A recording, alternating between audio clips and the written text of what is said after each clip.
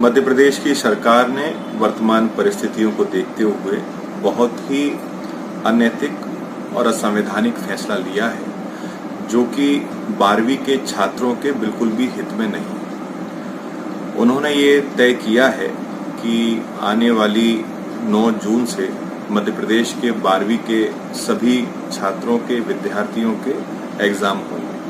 अभी हाल ही में इजराइल में जो घटना हुई है, निश्चित तौर पर कोरोना जैसे महासंकट के समय में ऐसी घटना की मध्य प्रदेश में पुनरावृत्ति ना हो, इसलिए हमको विशेष रूप से ये ध्यान देने की आवश्यकता है कि संकट के काल में किसी भी घर का चिराग सरकार के अनैतिक और असंवैधानिक निर्णय के कारण ना बुझे। मैंने आज माननीय मध्य प्रदेश के मुख्यमंत्री श्री शिवराज सिंह चौहान जी को पत्र के माध्यम से अनुरोध किया है कि आपके द्वारा ये जो अनैतिक फैसला लिया है कि 12वीं के छात्रों का एग्जाम जो 9 जून से शुरू होना है, इसको परिवर्तित किया जाए। इन सभी छात्रों को पूरे मध्य प्रदेश में जनरल प्रमोशन दिया जाए, जैसे कि और क्लासेस के लिए भी हम लोगों ने दिया है, और महाराष्ट्र सरकार ने भी ऐसे कई सारे साहसिक निर्णय छात्रों के हित में लिए। सरकार के सामने ऐसी कोई तकनीकी समस्या है कि उनको बहुत ही आवश्यक है इस प्रकार के एग्जाम कराना इस संकट के समय में, तो मेरी बहुत विनम्रता पूर्वक सरकार से गुजारिश है कि कोरोना के लॉकडाउन के समय में सरकार मध्य प्रदेश में हर एक व्यवस्था को देने में असफल रही है। चाहे वह किसानों के हित की बात हो, चाहे आमजन के हित की बात हो, चाहे मध्यम वर्गीय परिवारों को राशन वितरण की बात हो, हर मौके पे सरकार असफल रही है। मेरा बहुत विनम्रता से सरकार से गुजारिश है, मध्य प्रदेश के माननीय मुख्यमंत्री जी से गुजारिश है कि उन्हें छात्रों के हितों को ध्यान रखकर यदि परीक्षा कराना चाहते हैं तो उनको संपूर्ण व्यवस्था दी जाए, संपूर्ण सुविधा दी जाए, जिससे किसी भी घर का चिराग ना बुझे और उनका निर्णय इतिहास के पन्नों में कलंक के स्वरूप में दर्ज ना हो। मैं चाहता हूं कि यदि माननीय मुख्यमंत्री जी जनरल प्रमोशन 12वीं के छात्रों को देंगे तो निश्चित तौर पर आगामी भविष्य में और इतिहास में एक संवेदनशील मुख्यमंत्री के नाम से जाने जाएंगे। नमस्कार शिवराज मामा जी, मैं, मेरे दोस्त लोग, मेरे मित्र, सब लोग यहाँ पर पुलिस हेडक्वार्टर्स पे आए। हमारे जो मांग है जनरल प्रमोशन किया जाए, तो हम लोग सब लोग यहाँ पर आए हुए हैं हमारी मांग करने के लिए। अब ये वीडियो को ज़्यादा से ज़्यादा शेयर किया जाए और 9 तारीख से पहले हमारे जो पेपर हैं उन्हें रद्द कर दिया जाए। जय हिंद, जय भारत।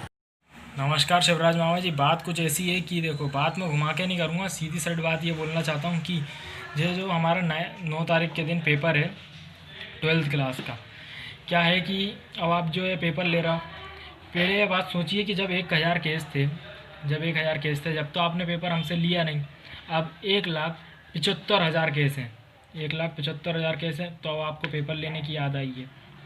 अब एक बात बताइए कि अगर ऐसे में ही वहाँ पर कहीं का बंदा संक्रमित पाया जाता है, ठीक है, अब मान लो कि कोई भी हो भाई बंदा, अब उससे जाके हम लोग कोई भी कहीं का बंदा भाई हाथ में लाता है, कहीं गले मिलता है। अब ये तो भाई वाजिब बात है कि इतने दिनों बाद अपन मिलेंगे तो सबसे गले मिलेंगे, ठीक है, हाथ मिलाएंगे, तो भाई इससे एक बंदा, दूसरा बंदा, तीसरा बंदा, ये तो भाई फैलना ही है कि नहीं?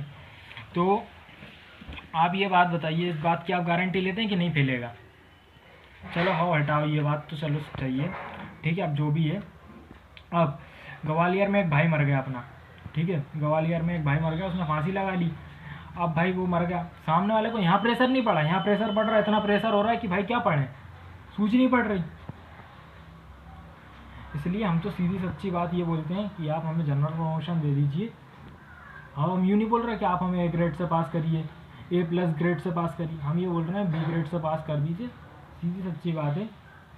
बस जय हिंद, जय भारत। ज़्यादा कुछ नहीं बोलना चाहूँगा, बस मैं यही बोल रहा हूँ कि आप जनरल प्रमोशन दे दीजिए बस, और हमें 12th के पेपर नहीं देना। जय हिंद, जय भारत।